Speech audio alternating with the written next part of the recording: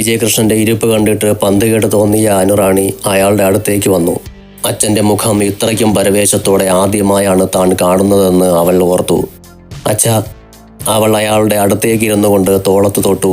അച്ഛനൊന്ന് ഞെട്ടിയെന്ന് അവൾക്ക് തോന്നി. അയാൾ പെട്ടെന്ന് കണ്ണുകൾ തുറന്ന് അവളെ നോക്കി. താൻ കുറേ അപരിചിതർക്കിടയിൽ പെട്ടുപോയതുപോലെ അയാൾ അല്പസമയം അവളെ നോക്കിക്കൊണ്ടിരുന്നു. അച്ഛന് തന്നെ മനസ്സിലാകുന്നില്ലയോ എന്ന് അനുവിന് സംശയമായി. അച്ഛാ, ഞാനായത് അനു, അവൾ സ്വന്തം നെഞ്ചിൽ തൊട്ടുകൊണ്ട് പറയുമ്പോൾ അയാൾ അങ്ങിങ്ങ് പതറി പതറി നോക്കി. അച്ഛൻ്റെ കണ്ണുകൾ തേടുന്നത് നവമി ചേച്ചിയാണെന്ന് തോന്നിയപ്പോൾ അവൾ നവമി നിൽക്കുന്ന ഇടത്തേക്ക് വിരൽ ചൂണ്ടി. ചേച്ചി അവിടെ നിൽപ്പുണ്ടച്ഛ. കുറച്ചു മുമ്പ് താൻ കേട്ട കുറേ വാക്കുകളുടെ ഷോക്കിൽ നവമിയുടെ കണ്ണുകൾ കലങ്ങിപ്പോയിരുന്നു. അവൾ ജീവിതത്തിൽ ഒരിക്കൽ പോലും ആരിൽ നിന്നും ഇത്ര ദയാരഹിതമായ വാക്കുകൾ കേട്ടിട്ടുണ്ടായിരുന്നില്ല. അതിലുപരി താൻ മൂലം തൻ്റെ അച്ഛൻ്റെ കുടുംബം ഇല്ലാതായി പോകുന്ന സങ്കടത്തിലായിരുന്നു അവൾ. ഒരുപാട് പേരുടെ മനസമാധാനം കെടുത്താൻ വേണ്ടിയായിരുന്നല്ലോ താൻ ഇങ്ങോട്ട് വന്നതെന്ന് അവൾക്ക് ചിന്തിക്കാൻ കൂടി കഴിയുന്നില്ല. ഇങ്ങ് വാടി, നീ എന്തിനാ അവിടെ നിന്ന് കരയുന്നത്? വിജയകൃഷ്ണൻ അവിടെ ഇരുന്നു കൊണ്ട് അവൾക്ക് നേരെ കൈനീട്ടി. നവമി മെല്ലെ നടന്ന് അവർക്കടുത്തേക്ക് വന്നു. നീ എന്തിനാ മോളെ കരയുന്നത്? നിന്നെ അവരെന്തെങ്കിലും പറഞ്ഞിട്ടുണ്ടെങ്കിൽ അതിൻ്റെ മറുപടി അവർക്ക് അച്ഛൻ കൊടുത്തില്ലേടി. പിന്നെന്താ നിനക്ക് വിഷമം?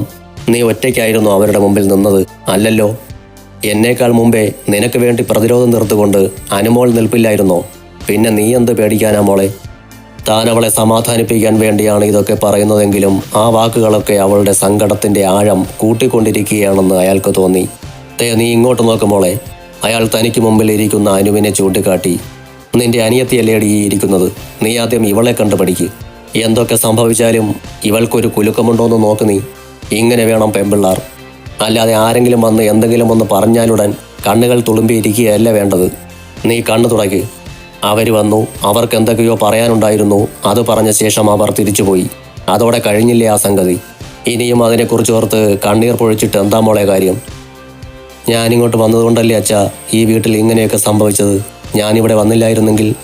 നവമി പറയാൻ വന്നത് പൂർത്തിയാക്കാതെ നിർത്തിക്കളഞ്ഞു. നീ ഇങ്ങോട്ട് വന്നില്ലായിരുന്നെങ്കിലും ഇവിടെ എന്തെങ്കിലുമൊക്കെ സംഭവിച്ചേനെ മോളെ. അത് പക്ഷേ മറ്റൊരു വിധത്തിലായിരിക്കുമെന്ന് മാത്രം. അവർ വന്ന് എന്തൊക്കെയോ ഭീഷണി മുഴക്കിയിട്ട് പോയെന്ന് വെച്ച് നീ കരയൊന്നും വേണ്ട.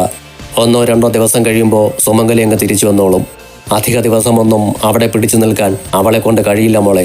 അക്കാര്യത്തിൽ നീ പേടിക്കണ്ട. ഇനി സുമംഗല തിരിച്ചു വന്നില്ല എന്ന് തന്നെ ഇരിക്കട്ടെ, ഞാനും അനുമോളും കൂടി അപ്പോൾ അങ്ങോട്ടൊരു പോക്കില്ലേ?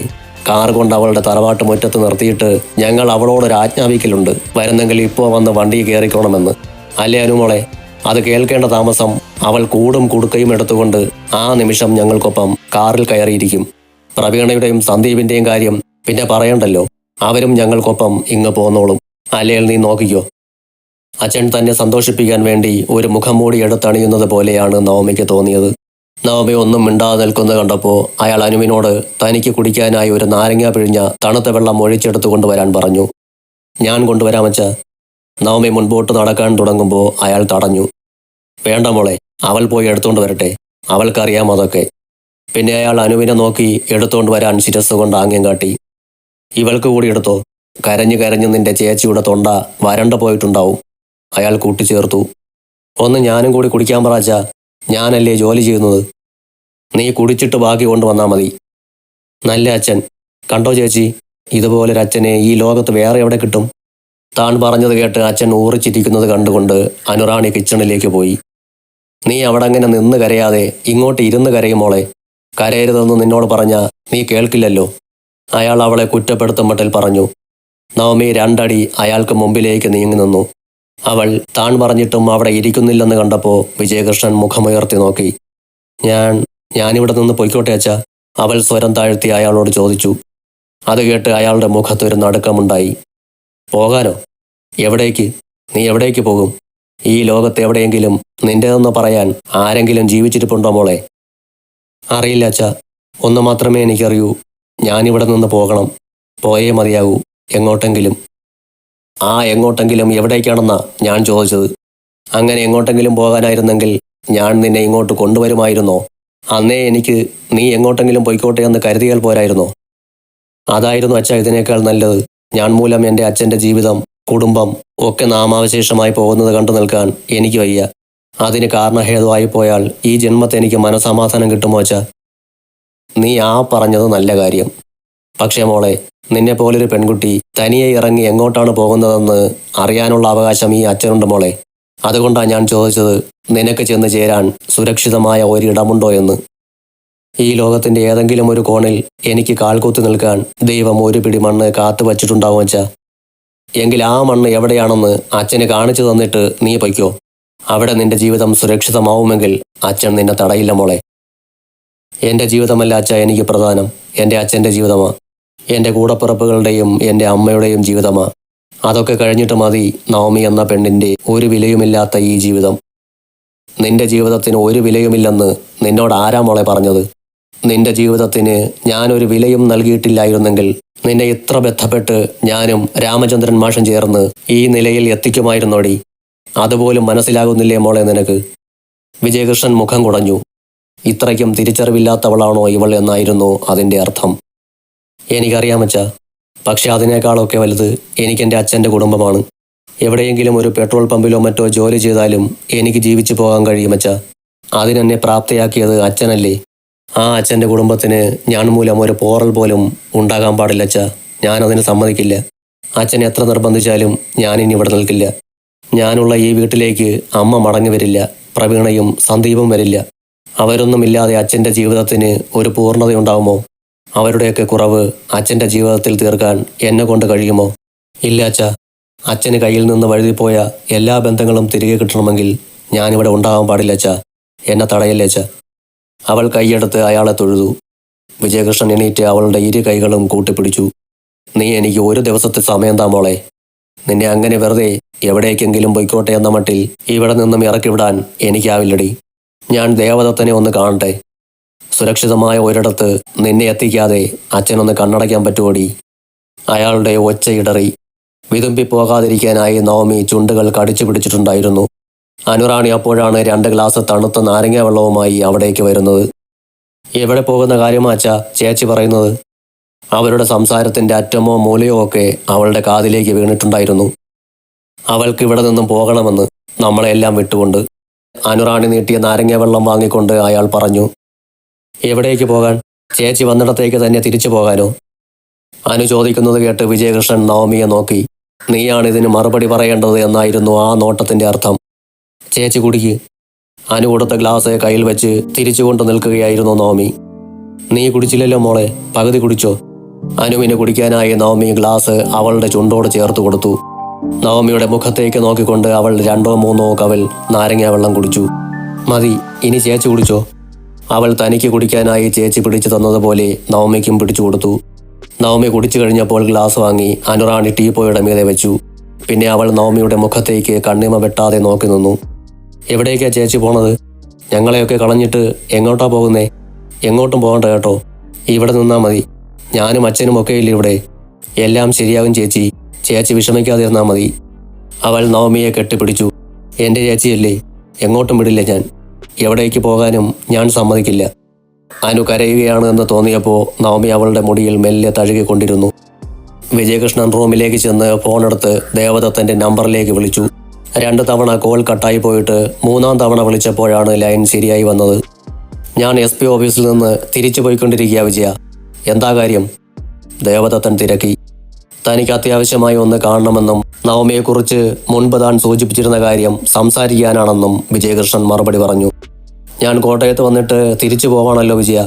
10 മിനിറ്റ് മുമ്പ് വിളിച്ചിരുന്നെങ്കിൽ ഞാൻ നിന്റെ വീട്ടിൽ കയറാമായിരുന്നല്ലോ. ഇതിപ്പോൾ ഞാൻ ഏറ്റുമാനൂരെത്തി. നീ ഇങ്ങോട്ട് പോരെ, ഞാൻ വീട്ടിലുണ്ടാവും. Circle inspector Devadathan call cut ചെയ്ത ആ നിമിഷം തന്നെ വിജയകൃഷ്ണൻ കാറിൽ ഏറ്റുമാനൂരിലേക്ക് തിരിച്ചു. പ്രവീണയും സന്ദീപും സുമംഗലയുടെ അടുത്തിരിപ്പുണ്ട്. ശ്രീകുമാരി അമ്മ ബാത്റൂമിലേക്ക് പോയിരിക്കുകയാണ്. പ്രദീപന്റെ മുഖത്ത് ഇതേവരെ തെളിച്ചം വന്നിട്ടില്ല. മോഹനൻ തമ്പി ആവശ്യപ്പെട്ടതനുസരിച്ച് അയാൾക്ക് കുടിക്കാനുള്ള തണുത്ത വെള്ളവുമായി വരികയാണ് മല്ലിക. അവളുടെ മുമ്പിൽ വെച്ച് അച്ഛൻ അങ്കിളിൻ്റെ മുഖത്തടിച്ച ആ അടി അപ്പോൾ തന്നെ അവളുടെ മുഖത്തേക്ക് കൊടുത്തേക്കാൻ വയ്യായിരുന്നു അങ്കിളിന്. നിങ്ങൾ 2 ആണുങ്ങൾ പോയിട്ട് അടിയും മേടിച്ച് കെട്ടി തിരിച്ചു വന്നിരിക്കുന്നു. നാണമില്ലല്ലോ അച്ഛൻ്റെ കയ്യിൽ നിന്ന് കിട്ടിയെന്ന് വന്നു പറയാൻ. പ്രവീണ രോക്ഷത്തോടെ പറഞ്ഞു. വിജയൻ വരുന്നതിൻ്റെ മുമ്പായിരുന്നെങ്കിൽ അവളെ പിടിച്ച് ഞങ്ങൾ റോഡിലേക്ക് ഇറക്കി വിട്ടേനെ. അതിനും സമ്മതിച്ചില്ലല്ലോ സുമേ, നിന്റെ ഇളയ സന്താനം. ഞങ്ങൾ മുകളിലേക്ക് കയറിപ്പോകാതിരിക്കാൻ അവൾ നീറ് പോലല്ലേ നിന്നത്. മോഹനൻ തമ്പി അതെല്ലാം വീണ്ടും നേരിൽ കാണുന്നത് പോലെ പറഞ്ഞു. അവൾക്കായിരുന്നു ആദ്യം കൊടുക്കേണ്ടത്. നമ്മൾ ഒരു കാര്യം അച്ഛൻ്റെ ദത്തുപുത്രിയോട് പറയാൻ അവൾ സമ്മതിക്കില്ല. അനുവിന് അവൾ വന്നപാടെ കൈവിഷം വല്ലതും കൊടുത്തിട്ടുണ്ടോയെന്നാ എൻ്റെ സംശയം. അല്ലെങ്കിൽ അവളെ ആ വീട്ടിൽ നിന്ന് അടിച്ചിറക്കി വിടാൻ നമ്മളോടൊപ്പം കൂട്ടു നിൽക്കേണ്ടവളല്ലേ അനു? സന്ദീപിന് എത്ര പറഞ്ഞിട്ടും ദേഷ്യം അടങ്ങുന്നില്ല. നീ എന്തു പറയുന്നു സുമേ? നീയല്ലേ നിന്റെയും മക്കളുടെയും കാര്യത്തിൽ ഒരു തീരുമാനമെടുക്കേണ്ടവൾ? വെറുതെ നിങ്ങൾ രണ്ടിടത്തായി നിന്ന് ബന്ധുക്കാരെയും നാട്ടുകാരെയും കൊണ്ട് ഓരോന്ന് പറയിപ്പിക്കുന്നത് ശരിയല്ലല്ലോ. വിജയൻ ആ പെണ്ണിനെ അവിടെ നിന്ന് പറഞ്ഞുവിടാൻ തയ്യാറാക്കാത്ത സ്ഥിതിക്ക് നിങ്ങൾക്കും ഒരു തീരുമാനമെടുക്കാം. മോഹനൻ തമ്പി താൻ പറയുന്നത് ശരിയല്ലേ എന്ന അർത്ഥത്തിൽ എല്ലാവരെയും നോക്കി. അവസാനം അയാളുടെ നോട്ടം വന്ന് സഹോദരിയുടെ മുഖത്ത് പതിച്ചു നിന്നു. സുമംഗല പക്ഷേ മറ്റേതോ ഒരു ലോകത്താണെന്ന് അയാൾക്ക് തോന്നി. സുമേ, നീ കേൾക്കുന്നില്ലേ ഞാൻ പറഞ്ഞത്? നിനക്ക് അതിനൊന്നും മറുപടി പറയാനില്ലേ? അയാൾ അക്ഷമനായി. തൻ്റെ തീരുമാനം അവരെ അറിയിക്കാനായി സുമംഗല മെല്ലെ മുഖമുയർത്തി. ഞാനും മക്കളും ഇനി ആ വീട്ടിലേക്ക് തിരിച്ചു പോകുന്നില്ല മോനേട്ടാ. ഇനിയുള്ള കാലം ഞങ്ങൾ ഇവിടെ അമ്മയ്ക്കൊപ്പം ജീവിക്കാനാ പോകുന്നത്. എന്നെങ്ങാനും സുമംഗല കയറി പറഞ്ഞേക്കുമോ എന്നൊരു സന്ദേഹം മല്ലികയ്ക്കുണ്ടായിരുന്നു. ഞങ്ങൾ വീട്ടിലേക്ക് തിരിച്ചു പോവുകയാണ് മോനേട്ടാ, സുമംഗല തളർന്ന ശബ്ദത്തിൽ സഹോദരനെ അറിയിച്ചു. അമ്മേ, പെട്ടെന്ന് പ്രവീണ വിളിച്ചു. അമ്മ എന്തായി പറഞ്ഞത്? നമ്മൾ എവിടേക്ക് തിരിച്ചു പോകാനാ അമ്മേ? അവൾ തിരക്കി. നമ്മുടെ വീട്ടിലേക്ക്. എന്തോ തീരുമാനിച്ചുറപ്പിച്ച മട്ടിൽ അവൾ പറഞ്ഞു. അമ്മ പൊയ്ക്കോ അങ്ങോട്ട്, ഞാൻ വരുന്നില്ല. തോറ്റു തുന്നമ്പാടി അവളുടെ മുന്നിലേക്ക് ചെന്ന് കയറുന്നതിലും ഭേദം അങ്ങോട്ട് പോകുമ്പോൾ മീനച്ചിലാറ്റിൻ്റെ ഏതെങ്കിലും കുളപ്പടവിൽ നിന്നെടുത്ത് കയത്തിലേക്ക് ചാടുന്നതാ. സന്ദീപ് ഏട്ടൻ പോകുന്നുണ്ടോ അമ്മയുടെ കൂടെ? പ്രവീണ തിരിഞ്ഞ് സന്ദീപിനെ നോക്കി. ഞാനില്ല. ആരെയും കൂസാതെ അവൾ വന്ന് മുമ്പ് നിൽക്കുമ്പോൾ എന്നെ തന്നെ മറന്ന് ഞാൻ എന്തെങ്കിലും ചെയ്തു പോവും. അതവസാനം എല്ലാവർക്കും ബുദ്ധിമുട്ടായെന്നിരിക്കും. സന്ദീപിൻ്റെ മുഖത്ത് നോക്കിയാൽ അറിയാം അവൻ അവളെക്കുറിച്ച് ഓർക്കുമ്പോൾ തന്നെ ദേഷ്യം വരുന്നെന്ന്. നീ അപ്പോൾ തനിച്ചു പോകുമോ സുമേ? തനിച്ചായാലും കുഴപ്പമില്ല, നീ അവിടെ എത്തിച്ചേർന്നേ പറ്റൂ. അല്ലെങ്കിൽ അറിയാമല്ലോ, വിജയൻ ആരും അറിയാതെ എന്തെങ്കിലും കടുംകൈ ചെയ്തെന്നിരിക്കും. അതിനൊക്കെയുള്ള കേമത്തരം കാണാതിരിക്കുമോ അവൻ്റെ മകൾക്ക്? കേമത്തരമോ? എന്താ അങ്കിൾ ഉദ്ദേശിച്ചത്? പ്രവീണയ്ക്ക് അയാൾ പറഞ്ഞത് എന്താണെന്ന് പിടികിട്ടിയില്ല. ആരും അവളെ അംഗീകരിക്കുന്നില്ലെന്നും അച്ഛനോടും മകളോടും അടുപ്പം കാണിക്കുന്നില്ലെന്നും മനസ്സിലായി കഴിഞ്ഞാൽ വിജയൻ എന്താ ചെയ്യുക?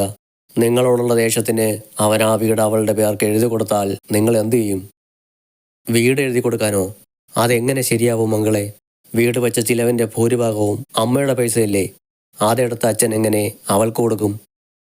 വീട് അമ്മയുടെ പൈസ മുടക്കി വച്ചതാണെങ്കിലും വീട് നിൽക്കുന്ന ഭൂമി വാങ്ങിച്ചത് വിജയന്റെ പേർക്കല്ലേ? അന്നേ ഞാൻ ഇവളോട് പറയുന്നതാ, പ്രമാണത്തിൽ നിനക്ക് കൂടി തുല്യ അവകാശം ചേർക്കണമെന്ന്. അന്ന് പക്ഷേ വിജയൻ എൻ്റെ പെങ്ങൾക്ക് അയ്യോ പാവം, പച്ചവെള്ളം ചവച്ചു കുടിക്കുന്ന കള്ളത്തരമറിയാത്ത നിഷ്കളങ്കൻ. ഇപ്പോൾ എന്തായി? അന്ന് ഞാൻ പറഞ്ഞത് കേട്ടിരുന്നെങ്കിൽ ഇന്ന് നിങ്ങൾ അമ്മയ്ക്കും മക്കൾക്കും അവൻ്റെ മുമ്പിൽ തോറ്റ് മുട്ടുമടക്കി കുനിഞ്ഞു നിൽക്കേണ്ടി വരുമായിരുന്നോ? ഇല്ല, നിങ്ങൾ വരയ്ക്കുന്ന വരയ്ക്കുള്ളിൽ കയറി നിന്നേനെ അവൻ. സുമ ചലിക്കരുതെന്ന് പറഞ്ഞാൽ അവൻ അവിടെ നിന്ന് ചലിക്കില്ലായിരുന്നു. ഇനി പറഞ്ഞിട്ട് കാര്യമില്ല. നിനക്ക് സങ്കടം വരുത്താത്ത ഉചിതമായ തീരുമാനമെടുക്കൂ സുമേ നീ. നിങ്ങൾക്കും അതനുസരിക്കാതെ തരമില്ല മക്കളെ. മോഹനൻ തമ്പി രണ്ടുപേരെയും നോക്കിക്കൊണ്ട് പറഞ്ഞു. എനിക്ക് വയ്യ അങ്കിളെ, അവളുടെ മുഖം കാണാൻ എനിക്ക് വയ്യ. അങ്കിൾ ഞങ്ങളെ ഇവിടുന്ന് പറഞ്ഞുവിടല്ലേ പ്ലീസ്, ഞാൻ പോകില്ല. പ്രവീണ അയാളോട് യാചിക്കും മട്ടിൽ പറഞ്ഞു. അയ്യേ, അങ്ങനെയൊന്നും പറയല്ലേ മോളെ നീ എന്താ കരുതിയത്? നിന്നെ ഞങ്ങൾ ഇവിടെ നിന്ന് പറഞ്ഞു വിടുകയാണെന്നോ? നിന്റെ അമ്മ അവിടേക്ക് പോകുമ്പോൾ തൽക്കാലം അവൾക്കൊപ്പം നിങ്ങളും കൂടെ ചെല്ലണമെന്നല്ലേ മോളെ ഞാൻ ഉദ്ദേശിച്ചത്. അതിന് നീ അങ്ങനെയൊരർത്ഥം കാണരുത് മോളെ. നീ കണ്ടില്ലേ അനു അവളുടെ അച്ഛൻ്റെ കൂടെ ഉറച്ചു നിൽക്കുന്നത്? അതുപോലെ നിങ്ങളുടെ അമ്മയ്ക്കൊപ്പം നിങ്ങളും നിൽക്കണ്ടേ മോളെ? സുമംഗലയ്ക്ക് തോന്നണ്ടേ ഞാൻ ഒറ്റയ്ക്കല്ലെന്നും എനിക്കെൻ്റെ മക്കൾ കൂട്ടിലുണ്ടെന്നും? അമ്മയുടെ കൂടെ സന്ദീപേട്ടൻ പോകട്ടെ, കുറച്ച് ദിവസം കഴിഞ്ഞ് ഞാനിവിടെ നിന്ന് പൊയ്ക്കോളാം, പ്രവീണ അർത്ഥ മനസ്സോടെ പറഞ്ഞു. എന്താണ് നിന്റെ തീരുമാനം എന്ന അർത്ഥത്തിൽ മോഹനൻ തമ്പി സഹോദരിയെ നോക്കി. അവളെ നിർബന്ധിക്കേണ്ട മോനേട്ടാ, അവൾ ഇവിടെ നിൽക്കട്ടെ. തൽക്കാലം ഞാൻ ഒറ്റയ്ക്ക് പൊയ്ക്കോളാം അങ്ങോട്ട്. നാളെ ഡ്യൂട്ടി കഴിഞ്ഞ് ഞാൻ പോകുന്നത് കോട്ടയത്തോട്ടായിരിക്കും. നീ ഒറ്റയ്ക്ക് പോയാൽ എങ്ങനാ സുമേ? സന്ദീപ് കൂടി നിന്റെ ഒപ്പം വരുന്നതല്ലേ നല്ലത്. നീ വിജയനോട് ഒറ്റ വാക്കും പറയാതെയാണ് അവിടെ നിന്ന് ഇറങ്ങിപ്പോകുന്നതെന്ന് ഓർക്കണം. പിന്നെ ഭർത്താവിനോട് പിണങ്ങി ഭാര്യ സ്വന്തം വീട്ടിലേക്ക് പോകുമ്പോൾ ഭർത്താവിൻ്റെ കാൽക്കൽ വീണ് അനുഗ്രഹം മേടിച്ചിട്ടാണോ പോകേണ്ടത്? അതിനെക്കുറിച്ച് എന്തെങ്കിലും വിജയേട്ടൻ ചോദിച്ചാൽ അതിൻ്റെ മറുപടി ഞാൻ അപ്പോൾ കൊടുക്കും. പിന്നെ വിജയേട്ടൻ പ്രദീപനെ തല്ലിയത്, അതിൻ്റെ പലിശയും കൂട്ടുപലിശയും പിഴപ്പലിശയും ചേർത്ത് ഞാൻ അവളെ ഏൽപ്പിച്ചോളാം. അതോടെ അക്കാര്യത്തിൽ ഒരു തീരുമാനമായി.